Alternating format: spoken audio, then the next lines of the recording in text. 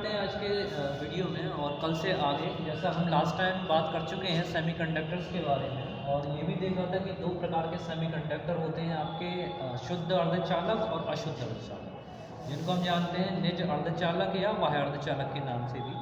इसी तरह से जब निज अर्धचालक के लिए हमने ये पढ़ा था कि अगर कोई भी अर्धचालक है अगर वो शुद्ध अवस्था में मिलता है तो वो आपका शुद्ध अर्धचालक या निज कहलाएगा। ठीक है, जैसे जर्मेनियम और सिलिकॉन जो अपनी नेचुरल अवस्था में, अपनी प्राकृतिक अवस्था में अगर मिलते हैं तो उनको आप निज या शुद्ध अर्धचालक कहते हैं। वहीं पर अगर बाहर से आप कोई इम्प्योरिटी इसके अंदर मिलाते हैं तो ये दो टाइप के बाह्य अर्धचालक कहलाते हैं। और इम्प्योरिटी में जैसे मैंने कल बताया था कि इसमें हम पंच संयोजी तत्व जैसे आपका एंटीमनी या आर्सेनिक है, ठीक है, इसमें आप मिलाएंगे, यानी जिसके आउटर मोस्ट ऑर्बिट में 5 इलेक्ट्रॉन हो। इसी तरह से अगर आप बोरॉन मिलाते हैं तो या एल्युमिनियम मिलाते हैं तो उसकी आउटर मोस्ट ऑर्बिट में 3 इलेक्ट्रॉन पाए जाएंगे। ठीक है, तो वो त्रिसंयोजी तत्व। तो यहाँ पर 2 संयोजी तत्व आप मिलाओगे, पंच संयोजी तत्व या त्रिसंयोजी तत्व। ठीक है, तो उस आधार पर जो होगा कि जो बाह्य सेमीकंडक्टर या बाह्य अर्धचालक है वो 2 प्रकार के अर्धचालक बनाएंगे, जिसको आप पहले भी कहते हैं एन टाइप सेमीकंडक्टर या एन प्रकार के अर्धचालक। तो इस एन प्रकार के अर्धचालक में जैसे मैंने बताया कि जर्मेनियम के अंदर आप बहुत अल्प मात्रा में कोई इम्प्योरिटी मिक्स कर रहे हो, तो इसमें हम सबसे पहले पंच संयोजी तत्व इसमें मिलाएंगे। जैसे बताया कि जर्मेनियम लिया जाए या आपका सिलिकॉन लिया जाए, इनकी आउटर मोस्ट जो ऑर्बिट होगी उसमें आपके 4 इलेक्ट्रॉन होंगे। ठीक है, तो यहाँ पर जर्मेनियम को मैंने लिख लिया है और इस कलर से मैंने जर्मेनियम के इलेक्ट्रॉन्स को शो किया। ठीक है, ये केवल इसके आउटर मोस्ट ऑर्बिट में आपको इलेक्ट्रॉनों को दिखा रहे हैं, तो इसके आउटर मोस्ट ऑर्बिट में हमने 4 बना दिए। ठीक है, अब जब बात करते हैं हम आर्सेनिक के बारे में, तो आर्सेनिक के हैं पंच संयोजी तत्व, यानी उसके पेंटावैलेंट इसकी वैलेंसी है। तो पेंटावैलेंट में जो 5 में से 4 हैं वो तो जर्मेनियम के साथ मिलकर अपना अष्टक पूरा करेंगे और बाकी का एक जो उसका इलेक्ट्रॉन है वो फ्री रह जाएगा। ठीक है ना, तो कहने का मतलब हुआ कि इनके संयोजक इलेक्ट्रॉन इनसे मिलकर इन्होंने अपना सहसंयोजक बंध यानी कोवलेंट बॉन्ड बना लिए, लेकिन एक इलेक्ट्रॉन जिसको हम कहेंगे ये फ्री रहेगा। ठीक है ना, ये इलेक्ट्रॉन आपका फ्री रहेगा यानी मुक्त हो गया। अब जो ये फ्री इलेक्ट्रॉन है यही रिस्पॉन्सिबल होता है इस मूवमेंट करने के लिए, या किसी भी जो एन टाइप सेमीकंडक्टर है उसमें आवेश प्रवाह के लिए यही मुख्य रूप से जिम्मेदार होता है। तो इसमें जैसे आप सभी ने देखा, इसमें जो भाषा लिखेंगे उसको एक बार मैं और फिर से आपके लिए कह देता हूँ कि सर्वप्रथम क्या करेंगे कि जो शुद्ध अर्धचालक पदार्थ हैं जैसे जर्मेनियम है उसमें हम पंच संयोजी तत्व जैसे आपका आर्सेनिक और एंटीमनी मिलाते हैं। और होता क्या है कि शुद्ध अर्धचालक के जो संयोजक इलेक्ट्रॉन हैं वो आर्सेनिक के संयोजक इलेक्ट्रॉनों से मिलकर सहसंयोजक बंध बनाएंगे। ठीक है, जैसे आप यहाँ पर देख रहे हो बॉन्ड बना चुके हैं 2 2 4 6 8 8। ठीक है, तो ये अपना अष्टक पूरा कर लिया, तो इनका अष्टक पूरा हो जाता है। लेकिन आर्सेनिक के 5 इलेक्ट्रॉनों में से 4 इलेक्ट्रॉन तो संयोजक बंध बना लेते हैं, लेकिन एक सहसंयोजक बंध नहीं बना पाता है जो उस पदार्थ के अंदर आवेश गति करने के लिए स्वतंत्र होता है। ठीक है ना, तो ये स्वतंत्र इलेक्ट्रॉन जो है क्योंकि इसके ऊपर नेगेटिव आवेश है इसलिए इसको आप एन प्रकार के अर्धचालक कह देते हैं। इसमें जैसे आप देख पा रहे हैं कि यहाँ केवल एक को रिप्रेजेंट किया गया है, बाकी के दूसरी तरफ और भी जो पदार्थ होगा वो अन्य परमाणुओं से इसी तरह की बॉन्डिंग बनाएंगे और बॉन्डिंग बनाकर फिर जो हमारा मेन मोटिव था कि उस अर्धचालक को थोड़े से ही टेम्परेचर देने पर पूरी तरह से सुचालक बनाना है और उसकी हम उपयोगिता अपने जो भी एपरेटस वगैरह बनाएंगे जैसे पीएन संधि डायोड बनाते हैं, ठीक है, उसमें हम आसानी से कर सकते हैं। तो ये थी आपकी पूरी एन प्रकार के अर्धचालक की स्टोरी कहानी। और इसके बाद में स्टार्ट करते हैं पी प्रकार के अर्धचालक। तो पी प्रकार के अर्धचालक में इसका थोड़ा सा उल्टा होगा, जर्मेनियम रहेगा लेकिन हम यहाँ पर क्या ले लेंगे, बोरोन ले लेंगे। ठीक है ना, तो बोरोन अगर लेते हैं क्योंकि बोरोन के में जो होता है त्रिसंयोजी होता है, उसकी जो आउटर मोस्ट ऑर्बिट होती है उसमें त्रिसंयोजी तत्व पाए जाएंगे या त्रि इलेक्ट्रॉन पाए जाएंगे, तो उसमें जो मुक्त इलेक्ट्रॉन वाली कहानी थी वो नहीं हो पाएगी। ठीक है, तो उसमें क्या होगा कि इन 4 में से क्योंकि उसके पास 3 है तो यहाँ पर तो 3 तो बॉन्डिंग कर लेंगे लेकिन एक की बॉन्डिंग के लिए स्पेस खाली रह जाएगा। अब क्या हुआ कि अगर आप यहाँ पर बाहर इलेक्ट्रिक फील्ड लगाते हैं, बाहर से वैद्युत क्षेत्र अप्लाई करते हैं, तो क्या होता है कि जो समीप का परमाणु है वहाँ से एक इलेक्ट्रॉन आएगा और इसके स्पेस को भर देगा। तो ये मान के चलिए कि बाहर से कोई एक इलेक्ट्रॉन यहाँ पर आता है और इसके स्पेस को पूरा कर देता है, ठीक है ना। तो अब इसका अष्टक पूरा हो गया, लेकिन जहाँ से ये इलेक्ट्रॉन चलकर आया वहाँ पर एक कैविटी रह जाएगी, एक स्थान खाली रह जाएगा, और इस खाली स्थान को ही हम कहते हैं कोटर या फिर होल्स, ठीक है ना, कोटर या होल्स कहते हैं।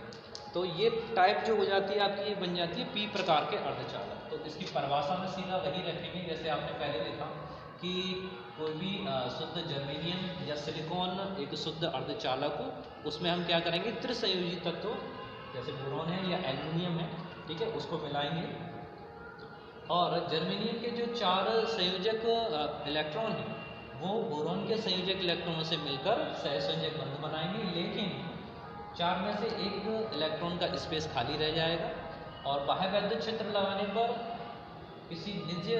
किसी समीप वाले परमाणु से एक इलेक्ट्रॉन आकर उसके स्थान को भरेगा, लेकिन जहाँ से वो इलेक्ट्रॉन आएगा वहाँ पर एक कैविटी रह जाएगी, वहाँ पर एक रिक्त स्थान रह जाएगा और इस रिक्त स्थान को हम कोटर के नाम से जानते हैं या होल्स भी कहते हैं इसको, ठीक है ना। तो वहाँ पर होल्स के ऊपर अगर कहा जाए, क्योंकि इलेक्ट्रॉन निकल के आ रहा है वहाँ से, तो जो स्थान रह जाएगा वो कैसा हो जाता है, पॉजिटिवली चार्ज हो जाता है, ठीक है ना। तो इलेक्ट्रॉन के जस्ट विपरीत दिशा में आपका होल भागता है, ये मान लो इलेक्ट्रॉन अगर इधर चलेगा तो जस्ट जहाँ से ये चल गया उसके अपोजिट डायरेक्शन में आपका होल की कैविटी हो जाएगी, है ना। तो इस तरह से हो तो इसमें इलेक्ट्रॉन ही ट्रांसफर आ रहा है, लेकिन जो लगातार अब इस होल को भरने के लिए दूसरा इलेक्ट्रॉन आएगा, दूसरे परमाणु से इलेक्ट्रॉन आएगा, तो एक तरह से अगर देखा है तो यहाँ पर होल गतिशील हो जाता है, जो कोटर है वो गतिशील होने लगते हैं क्योंकि इनके ऊपर पॉजिटिव चार्ज रहता है, इसलिए इसको पी टाइप का सेमीकंडक्टर कहते हैं। तो इसको समझना बड़ा आसान है, बहुत ही सरलता से आप इसको समझ सकते हो। अब इसी के बेसिस पे हम देखते हैं कि जो आपका इन दोनों को अगर मिला दिया जाए, ठीक है, पी टाइप सेमीकंडक्टर और अगर एन टाइप सेमीकंडक्टर अगर मिला देते हैं तो यहाँ पर एक जो डिवाइस बनती है उसको बोलते हैं पी एन संधि या पी एन संधि डायोड बोलते हैं। देखिए इसमें ऐसा है कि अगर आप कोई एक तरीका ले लें, कोई एक मेथड जिसके द्वारा आप पी प्रकार के अर्धचालक और एन टाइप के अर्धचालकों को मिला दें, ठीक है ना। आपने क्या किया कि एक पी टाइप सेमीकंडक्टर ले लिया और एन टाइप के सेमीकंडक्टर को मिला दिया, किसी तरह से उनको जोड़ दिया, तो यहाँ पर ये एक दूसरे को स्पर्श कर रहे हैं, वो आपकी संधि कहलाएगी, ठीक है, जंक्शन कहलाएगा। ये से मान लीजिए पी टाइप है और यहाँ पर ये एन टाइप है, ओके। जैसा अभी आपने समझा कि पी टाइप में होल रहते हैं और एन टाइप में आपके इलेक्ट्रॉन रहते हैं। ये वाला प्रश्न काफ़ी बार पूछा जा चुका है कि जो एन टाइप सेमीकंडक्टर है या जो पी टाइप सेमीकंडक्टर, उनमें कौन से आवेश वाहक मिलते हैं। देखो आवेश वाहक तो दोनों ही हैं, चाहे आप इलेक्ट्रॉन कह लें, इलेक्ट्रॉन भी आपके आवेश वाहक हैं, और चाहे आप होल कह लें, ठीक है, यानी कोटर कह लें, ये भी आपके आवेश वाहक हैं। अगर हम किसी एक में बात करें तो ये कहना बिल्कुल गलत होगा कि एन टाइप सेमीकंडक्टर जो उसमें केवल इलेक्ट्रॉन पाए जाते हैं या पी टाइप सेमीकंडक्टर में केवल होल पाए जाते हैं, ऐसा भी आप नहीं कहेंगे। आपको कहना ये होगा कि मेजॉरिटी किसकी होती है, बहुसंख्यक क्या होते हैं, अल्पसंख्यक कौन होती है, ठीक है। तो ये चीज़ आप हमको हमेशा ध्यान रखिए कि ये दोनों ही कौन कौन, इलेक्ट्रॉन और कोटर, दोनों ही पाए जाएंगे, बस अंतर क्या है कि किसकी संख्या अधिक होगी, किसकी संख्या कम होगी। तो आपको हमेशा यही कहना है कि एन टाइप सेमीकंडक्टर में जो इलेक्ट्रॉन है उनकी अधिकता होती है, मेजॉरिटी कैरियर्स होते हैं, और अगर कोटर की बात की जाए तो वो अल्पसंख्यक होते हैं, माइनॉरिटी कैरियर्स होते हैं। क्लियर। इसी तरह से अगर पी टाइप सेमीकंडक्टर की अगर हम बात करते हैं तो पी टाइप सेमीकंडक्टर में इसका जस्ट उल्टा कह लीजिए, क्या कहेंगे, जो होल्स हैं वो आपकी अधिकता में होते हैं यानी मेजॉरिटी होती है उनकी, और जो इलेक्ट्रॉन्स होता है उनकी माइनॉरिटी होती है, ठीक है। तो अब क्या होगा उस चीज़ को भी देख लें कि जब आप जहाँ पर इन दोनों को मिलाएंगे आपस में, मिलाने पर क्या होगा, मिलाने पर ये होगा जैसे कि आपने यहाँ पर देखा था कि एन टाइप जो सेमीकंडक्टर है उसमें इलेक्ट्रॉन है, तो इलेक्ट्रॉन के ऊपर क्योंकि ऋणावेश होता है, ठीक है, और होल्स के ऊपर होता है आपका धनावेश, तो यहाँ से एक इलेक्ट्रॉन चला, मैंने इसको इस तरीके से रिप्रेजेंट कर दिया और होल के लिए ऐसे बना दिया, तो ये एक दूसरे से डिफ्यूज़ हो जाते हैं, ठीक है ना, ये एक दूसरे से मिल जाते हैं। मिलने पे क्या हुआ कि ये इलेक्ट्रॉन और होल मिलकर एक दूसरे को न्यूट्रल कर देंगे, विसरण इनका शुरू होगा एक दूसरे की तरफ, और एक दूसरे को डिफ्यूज़ करने के बाद में ये एक लेयर बनाएंगे, ठीक है ना, ये एक लेयर या एक परत का निर्माण करते हैं। और इस परत के अंदर क्योंकि ये अब एक दूसरे को डिफ्यूज़ कर चुके हैं, तो अब इस वाले रीजन में, इस वाले भाग में कोई भी आवेश नहीं, क्यों, जितना इसका नेगेटिव था उतना इसका पॉजिटिव हो गया। तो अब दोनों चीज़ें आपकी खत्म, डिफ्यूज़ हो चुकी, ठीक है। तो डिफ्यूज़न के बाद में अब यहाँ पर ये जो परत बनेगी इसको बोलते हैं अवक्षय परत या डिप्लेशन लेयर, ठीक है ना, ये बोली जाती है आपकी अवक्षय परत। देखिए बहुत सरल है, सेमीकंडक्टर फिजिक्स पढ़ना बहुत, इलेक्ट्रॉनिक्स है, बेसिक पढ़ा रहा हूँ मैं, बिल्कुल बेसिक। अगर आप इस चीज़ को अच्छे से ध्यान कर लें तो आपको कोई भी चीज़ रटने की ज़रूरत नहीं, ठीक है। इन्हीं बातों को आपको अपने शब्दों में लिखना होता है, एक बार समझ में आ जाए फिर आप उसको लिख सकते हैं, ठीक है। कई बार बच्चों को देखा मैंने कि वो ये कहते हैं कि सर अगर कोई क्वेश्चन उनसे पूछा जाए तो सर दोहराया नहीं, रिपीट नहीं किया है। तो रिपीट करने का मतलब है कि आपने उसको समझा ही नहीं अच्छे से। जैसे अगर मैं आपसे कहूँ कि 2 की टेबल आपको याद है, तो आप कहें हाँ सर याद है। कल दोहराई थी? नहीं सर कल नहीं दोहराई, यानी कितने साल पहले दोहराई थी, तो वो चीज़ आपको याद है, ठीक है। तो इसको कहते हैं याद होना। इसको नहीं कहते कि आपने एग्ज़ाम से 2 दिन पहले रटा, मतलब 6 महीने का कोर्स आपने एकदम खाया और फिर सुबह सब बिना डाइजेस्ट किया आपने निकाल दिया। तो ऐसा भोजन आपके शरीर को नहीं लगेगा, ऐसी पढ़ाई आपके किसी काम की नहीं है। अगर आपको पढ़ना है, ढंग से स्टडी करनी है, तो हर एक टॉपिक को क्लियर कर लीजिए, आप अपने आप सक्सेस करोगे, कोई प्रॉब्लम नहीं आएगी, ठीक है ना। तो इस चीज़ को ध्यान रखिए। तो मैं बता रहा था कि जब एन टाइप सेमीकंडक्टर से इलेक्ट्रॉन, पी टाइप सेमीकंडक्टर से कोटर यानी होल्स एक दूसरे की ओर चलते हैं, तो यहाँ संधि पर एक दूसरे को डिफ्यूज़ करते हैं। जो परत बनती है या जो लेयर बनती है उसको डिप्लेशन लेयर कहते हैं या अवक्षय परत कहते हैं। अच्छा, क्या ये प्रक्रिया लगातार चलती रहेगी? क्या ये डिप्लेशन लेयर लगातार बड़ी होती जाएगी? जितने इसमें इलेक्ट्रॉन हैं, जितने इसमें कोटर हैं, क्या वो सब एक दूसरे को डिफ्यूज़ कर देंगे? नहीं, ठीक है। क्यों नहीं? क्योंकि जैसे ही परत बड़ी होती जाएगी अब इनके ऊपर एक पोटेंशियल बैरियर लगने लगेगा। अब जो इलेक्ट्रॉन है वो इस परत को पार करके इधर नहीं आएगा, तो एक प्राचीर बन गया, एक किला बन गया। किला किसका? इसमें इतना पोटेंशियल हो गया। मतलब क्या हुआ कि अगर आपने एक पी टाइप और एन टाइप सेमीकंडक्टर मिला दिया तो ये एक डिवाइस बन गई, लेकिन इस डिवाइस में कोई भी कंडक्टिविटी नहीं हो रही है। स्टार्टिंग में यहाँ तक जब आपने संधि को जोड़ा और कुछ इलेक्ट्रॉन और कुछ कोटर ने मिलकर डिप्लेशन लेयर बनाई, साथ में भी पोटेंशियल बैरियर और बना दिया। इसको बोलते हैं विभव प्राचीर। प्राचीर बोला जाता था किला, ठीक है ना। तो किला का मतलब यही है कि अब ये बाउंड्री होगी ना, इलेक्ट्रॉन जो अब इसमें शेष इलेक्ट्रॉन बचे अधिकता में, वो अब इसको पार करके इधर नहीं आ पा रहे, ना इसके कोटर इसको पार करके इधर जा पा रहे हैं। पहले जितने आ रहे थे उतने आ चुके और उन्होंने मिलकर एक दीवार का निर्माण कर दिया, ऐसे मान लो आप, पोटेंशियल बैरियर बना दिया, ठीक है ना। अब इसी संधि को आप पूरा मिला के कहते हैं पी एन संधि, ठीक है, P N junction diode.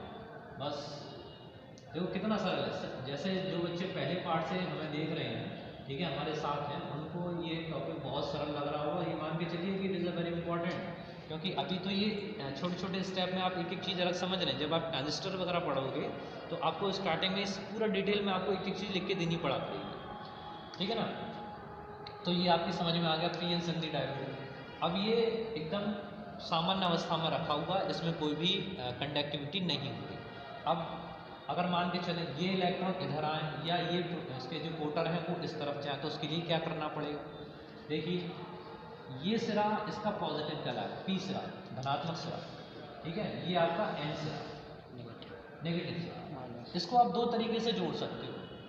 Electric field apply करने का क्या मतलब होता है? विद्युत क्षेत्र लगाने का मतलब क्या है कि यहाँ पर जो पोटेंशियल बैरियर बन गया उसको तोड़ोगे। क्या करें कि ये इलेक्ट्रॉन इधर आए, ये जो कोटर है वो इस तरफ जाए, तभी तो कंडक्टिविटी होगी, ठीक है ना। तो उसके लिए क्या करेंगे, इसको दो तरीके से जोड़ा जाता है। वो तरीके क्या क्या हैं? तो पहले तो अभी मैं आज इसमें केवल आपको तरीका बताऊंगा और फिर अगले वाले वीडियो में आपको इसका एक्सप्लेन करके बताऊंगा। आपने यहाँ पर अगर एक सेल या बैटरी ली तो बैटरी के लिए आप जानते हो कि बैटरी का एक सिरा धनात्मक और एक सिरा ऋणात्मक होता है, ठीक है, मैंने नंबर ऑफ सेल जोड़ दिए। अगर आप केवल एक सेल लगाते तो फिर हम उसको सेल कहते हैं, बैटरी नहीं कहते। तो यहाँ पर जो छोटी लाइन है वो नेगेटिव सिरे को इंडिकेट कर रही है, बड़ी वाली लाइन आपका पॉजिटिव सिरे को इंडिकेट कर रही है। अगर आपने पॉजिटिव को पी से जोड़ा, पी से पी को जोड़ा, ये मान लो, ठीक है ना, और एन को आपने किससे जोड़ा, नेगेटिव से, तो इसको बोलते हैं फॉरवर्ड बायसिंग या बोलते हैं अग्र अवनति, अग्र अवनति या फॉरवर्ड बायसिंग इसको कहा जाता है।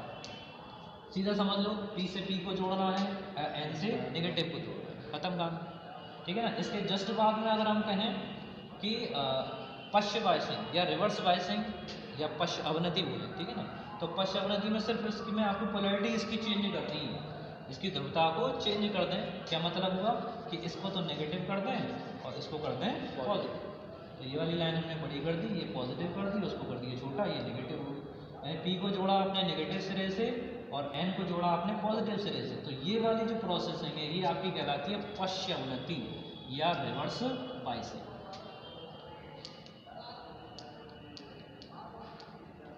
ठीक है ना, पश्च अवनति या रिवर्स बायसिंग आपकी कहलाती है। इसके जस्ट वाले वीडियो में हम अब बिल्कुल अब पढ़ेंगे अगर अवनति में किस तरीके से इसमें प्रोसेसिंग होती है। पॉजिटिव पोल जब हो जाएगा तो वो उसके ऊपर पॉजिटिव चार्ज होगा, पोटर के ऊपर ऑल्सो पॉजिटिव चार्ज है, तो वो उसको रिपेल करेगा, उसको धक्का लगाएगा। सेम चार्जेस के बीच में रिपल्शन होता है क्योंकि पोल्स हैं उनके ऊपर पॉजिटिव चार्ज है, आप ही यहाँ से पॉजिटिव पोटेंशियल दे रहे हैं, तो क्या कर रहा है वो रिपेल करेगा, तो वो कहाँ भागेगा, इस प्राचीर की तरफ जाएगा।